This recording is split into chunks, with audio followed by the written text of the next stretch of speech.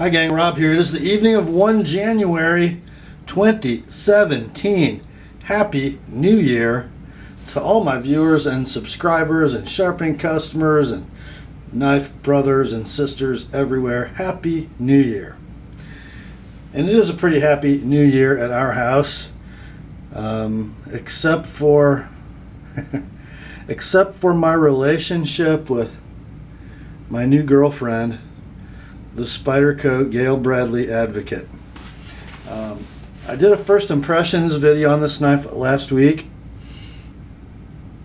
and or an initial review. I can't remember what I called it, but I will link it in the description and in annotation, and then I'll go back and link this video in the description and the annotation of that one, because I am terribly sad to report that for all the great qualities of the Gayle Bradley advocate, great blade steel, great ergonomics, strong handle, beautiful finishes, well, it has it's kind of ironic.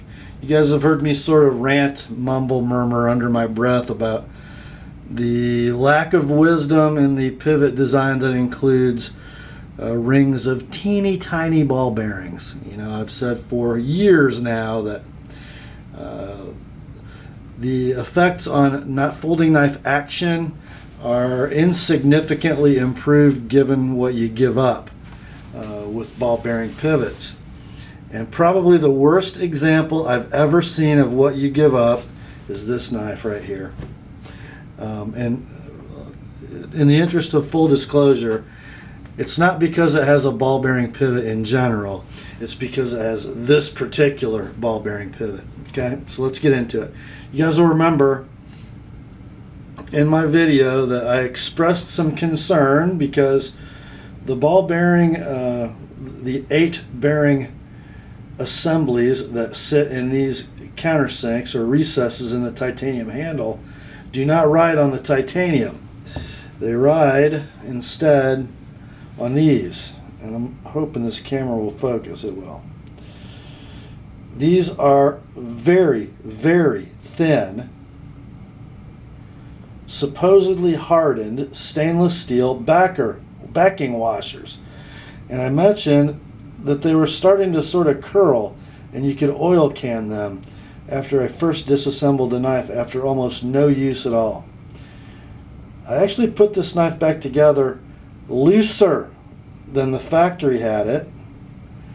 When I got it, you'll remember the centering of the blade favored the lock side, and I thought maybe it was a little tight. I loosened the pivot. It's centered up. Okay, fine. The washers were a little deformed when I made that video. I made this video now after a couple days of, let's say hundreds of flips open and closed. Here's what I experienced in those couple hundred flips.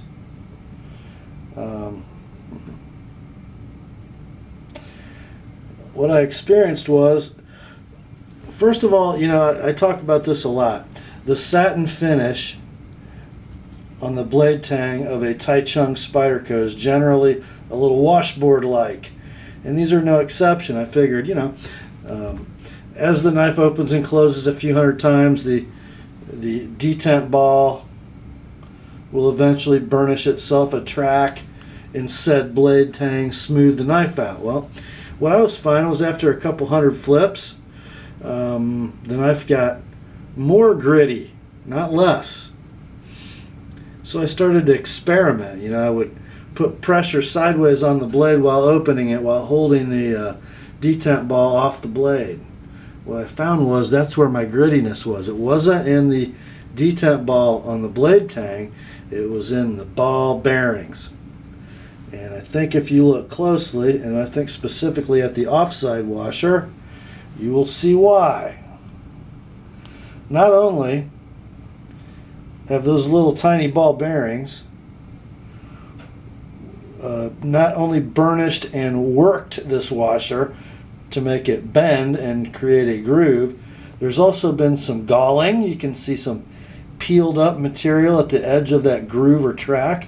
And if you look closely, you can also see some little pinprick looking things, areas where just from sitting idle, the bearings have embedded themselves in this washer. This is a $222 knife. I hate to say this because Spyderco is one of my most beloved knife manufacturers, but this is Bush League. And frankly, this is what their, I don't know, 4th or 5th or 6th ball bearing suspended pivot knife.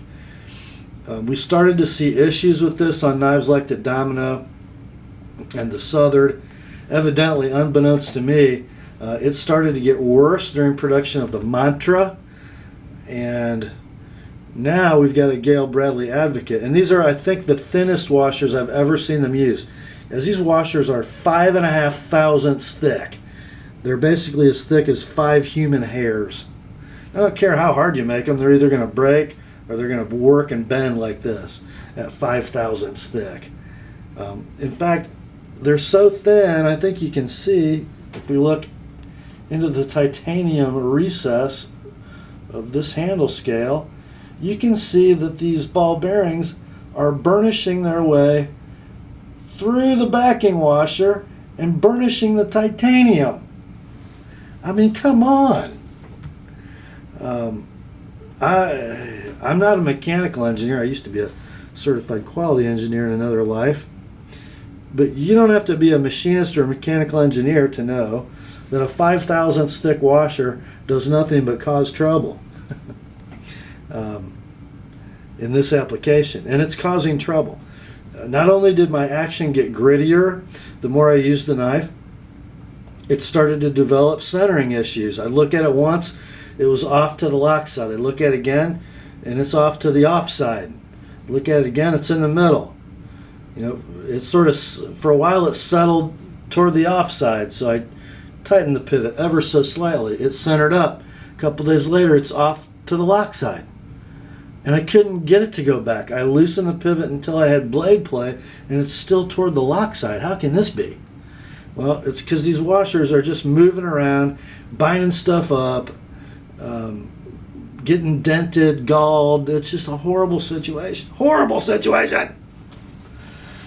This is, by the way, Sunday night, New Year's Day, and if Spyderco is open tomorrow, on Monday, I'm going to call them. If not, I will call them on Tuesday. And by the way, just so you guys know, I've done a little bit of social network research on this condition, and without having to look very hard, I've been able to identify at least 4 other people besides me who have owned this knife for a week, and they have started to experience exactly the same symptoms, and they've posted pictures on Instagram, Facebook, etc., indicating exactly the same problem. So I think we're batting 0 in my sample, just so we know. All right, so I'm going to call them and see if they have any ideas or if they have a solution. There's not a lot to be done, really. I mean, the dimensions of the milled recess and the dimensions of the standoffs and the thickness of the blade, all those things are a tight little package. And let me kind of tell you what you got here.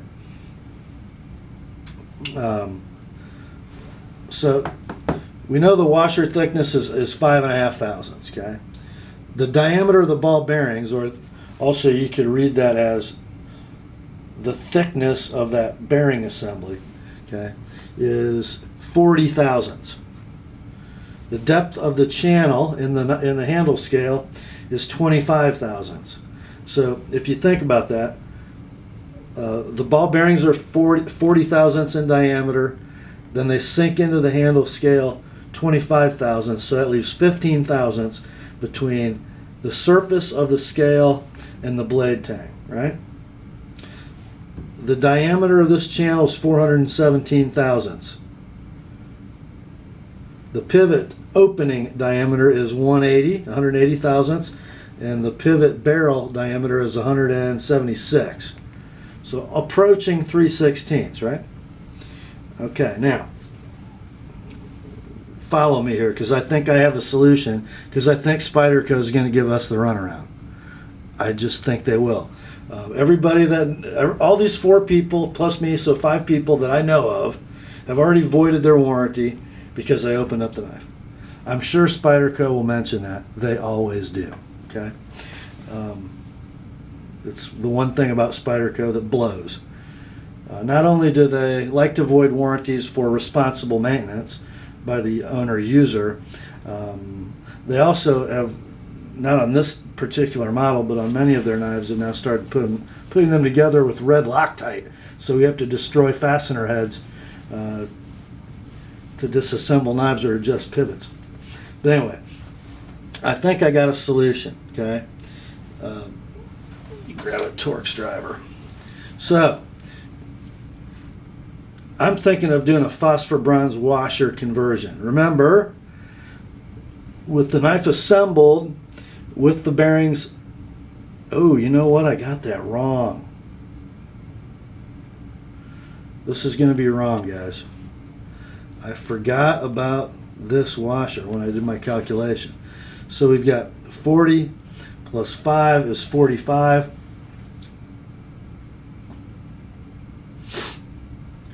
Minus a channel depth of 25 is 20 thousandths between handle, scale, and blade tang. 20 thousandths. So what I need is a 3/16 ID phosphor bronze washer that is 20 thousandths thick to cover the distance from handle, scale to blade tang. And I need it to be no more than 560 thousandths, so no more than 9/16. A 1/2 inch washer will work, and that's going to cover the edge of the bearing channel by about 40 thousandths on each side, which I think will be enough for that blade to ride. Because, you know, if you think about the physics of how a knife torques in a handle and what bears the weight, the outside of that washer is what bears all the weight. So I'll have about 40 thousandths hanging over without interfering with this internal stop pin. And I also won't come anywhere near this cutout for the lock bar. So I think that'll work. We're going to find out if it works. Because I bet you Spyderco is going to give us a runaround. But I will report back to you after my phone call and after my washers show up.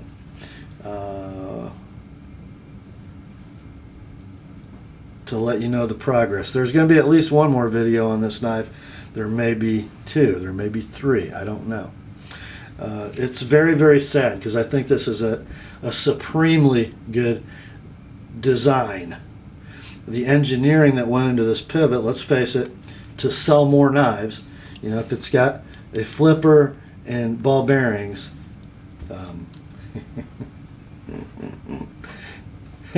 if it's got a flipper and ball bearings, let's just say guys will buy it. Forget whether it's mechanically sound. If it has a flipper and ball bearings, guys will buy it. And right now I think there's a pretty good crop of guys who bought it that are a little bit smoked, and I'd be one of them. Okay. That's all for this one, guys. It's just sad to me. I don't know. I think about my Gayle Bradley 2, my Sage 1, 2, how those knives just fly out of the handle with no blade play, super free actions on phosphor bronze washers. There's just no reason for this. Part of the problem, and I forgot to mention this, lock bar tension, because it's a Gayle Bradley design, is very robust. Okay, so no matter how loose you put the pivot together, when that knife is sitting at rest or as it's trying to open, there is a ton of pressure on that blade sideways from that lock bar, which is, of course, doing that to our washers. Don't think they thought of that. It's pretty sad, you know. Some rube from Indiana that sharpens knives for a living thinks of this stuff, and engineers went to college at Spyderco in Golden, Colorado. They don't even think of it. Well, but they'll be thinking of it now. All right, that's all I got for this one. Sorry for the long rambling rant. I'll keep you posted, guys.